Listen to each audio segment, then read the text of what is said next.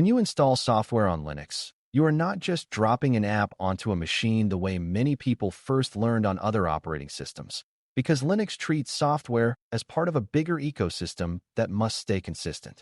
That ecosystem includes the program you want, the libraries it relies on, the configuration files it expects, and the update path it will follow later. In this episode, we build a clear mental model for two major ways software gets onto a Linux system: installing a packaged version versus building from source, and we connect that choice to the problems that show up on exams and in real troubleshooting. The goal is not to make you memorize tool names or steps, but to help you reason about what can go wrong and how to think cleanly when it does.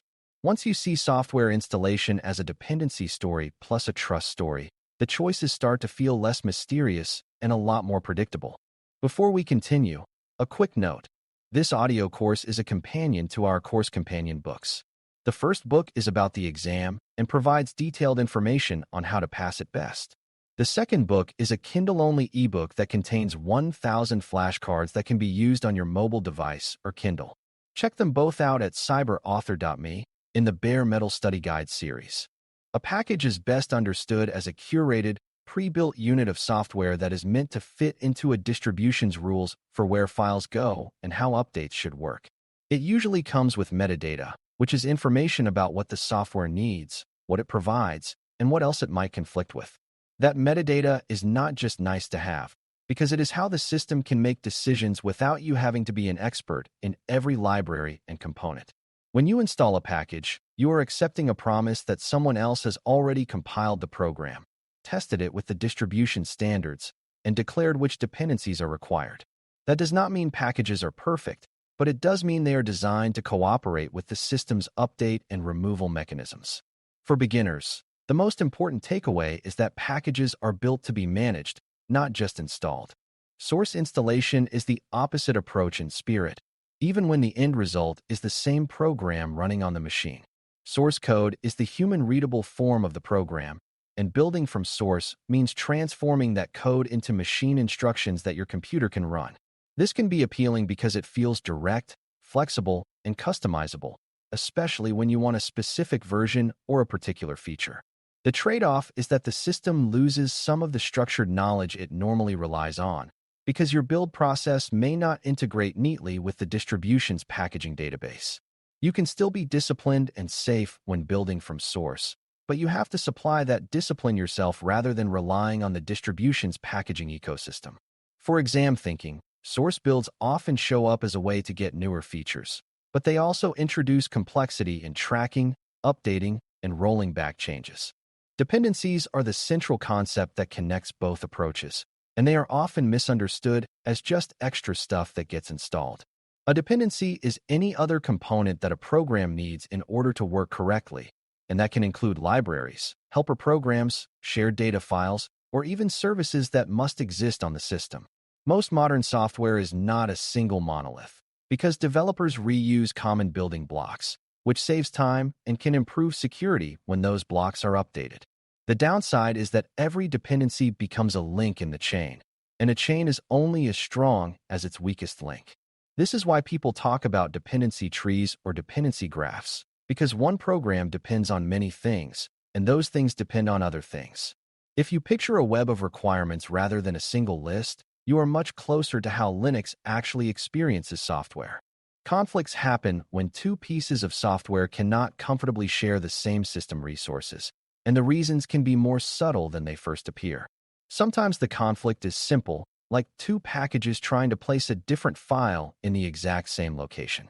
Other times the conflict is about incompatible versions of a shared library, where one program needs a newer interface and another program breaks if that newer interface is used.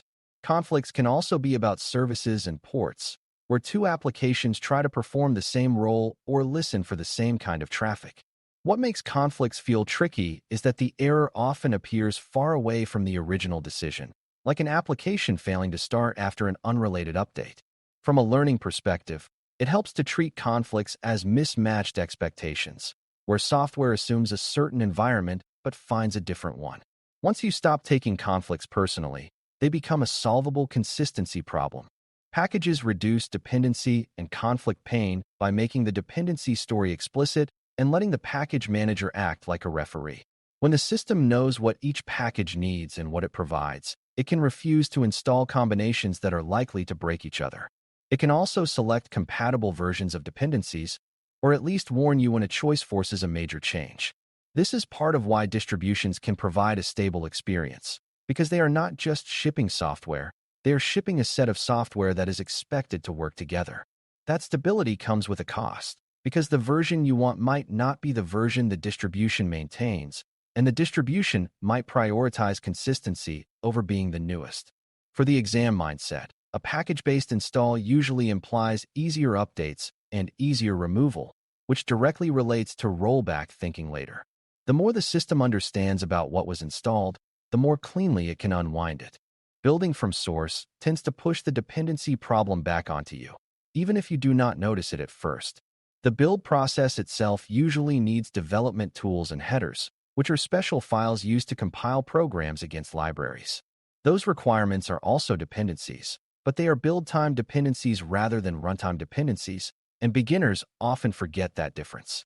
After the program is built, it still depends on certain libraries and resources at runtime, but the system might not have a neat record tying that installed program to the specific requirements that were present when it was built. This is where people run into the frustrating situation of something working today and failing after a seemingly harmless update to a library. If you built the program against one version and later the system's libraries changed, you can end up with a mismatch that the packaging system did not plan for. The key idea is that source builds can be powerful, but they demand that you manage compatibility intentionally. Versioning is another layer that shapes dependencies and conflicts, and it matters even when you are not paying attention to it. Software components evolve, and that evolution can introduce new features, remove old behaviors, or change interfaces in ways that break compatibility. Many projects try to communicate this through version numbers, but version numbers are still a human convention, not a guarantee. On Linux, versioning matters because a dependency might not just be a library name. It might be a minimum version requirement or a specific range of compatible versions. If an application expects a certain interface and the installed library provides a different one, the program can crash or refuse to start. This is why distribution maintainers spend so much effort coordinating updates, because updating one core library can ripple outward into many packages. From an exam point of view, keep your attention on the concept that updates can be beneficial and risky at the same time, and managing that tension is part of Linux administration.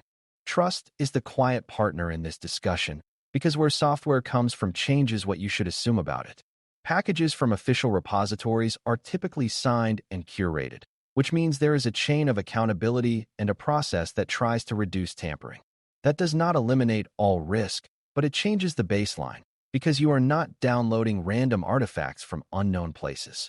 Source installs often come from project sites, code hosting platforms, or archives that you obtain yourself, and the trust question becomes more personal.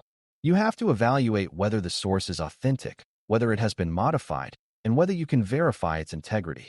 Even with good intentions, you can accidentally compile something malicious if you pulled from a compromised source, and that is one reason security people care about supply chain risk. If you ever see common vulnerabilities and exposures, CVE, mentioned in the context of software versions, it is often pointing to this reality that software origin and version both influence exposure. Now we can connect all of this to clean rollback thinking, which is a mindset more than a feature. Rollback thinking means you install or update software as if you might need to undo it later, because surprises happen and systems are valuable. A clean rollback is not just deleting files, because deletion can leave behind configuration changes, altered dependencies, and partial upgrades that confuse future maintenance. When you use packages, rollback thinking often means relying on the packaging system to track what changed, so removals and downgrades can be performed in a way that respects the database of installed components. When you build from source without integrating it into that system, rollback thinking requires you to track what you installed, where it went, and what it replaced. A disciplined person can do that manually, but it is easy for beginners to forget one directory or one library and then wonder why the system feels messy later. One of the most helpful mental models for rollback is to separate the ideas of application files, shared libraries, and configuration state. Application files are the program itself, the bits that execute when you run it, and those can often be removed cleanly if you know where they live. Shared libraries are used by multiple programs, so removing or changing them can break unrelated software, which is why dependency management matters so much. Configuration state includes settings files, service definitions, and stored data that the software created over time, and that state can remain even if you remove the main program. This is not automatically bad, because sometimes you want to reinstall later and keep your configuration, but it can surprise you if you expect a completely fresh start. Thinking in these categories helps you predict what rollback will really mean in practice, because you stop assuming that uninstall equals erase everything. The exam often rewards this kind of careful reasoning because it reflects how Linux systems behave. Another important idea is that rollback is easier when changes are small and well-bounded, and it becomes harder when many changes are bundled together. Installing a single package that pulls in a modest set of dependencies is usually understandable, and undoing it is usually straightforward. Installing a complex application from source can trigger a long chain of build dependencies and optional components, which expands the blast radius of the decision. Even in a package world, large upgrades that touch core libraries can change behavior across many applications, which is why people plan and test updates. For a beginner, the lesson is not to be afraid of updates, but to respect them as system-wide events when they involve shared components. Clean rollback thinking often starts before anything goes wrong, by choosing approaches that keep the system predictable. Predictable systems are not magic. They are the result of repeated choices that favor consistency.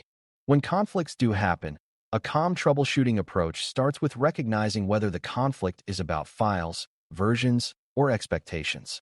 A file conflict is usually about two things trying to own the same location, which is often visible and direct.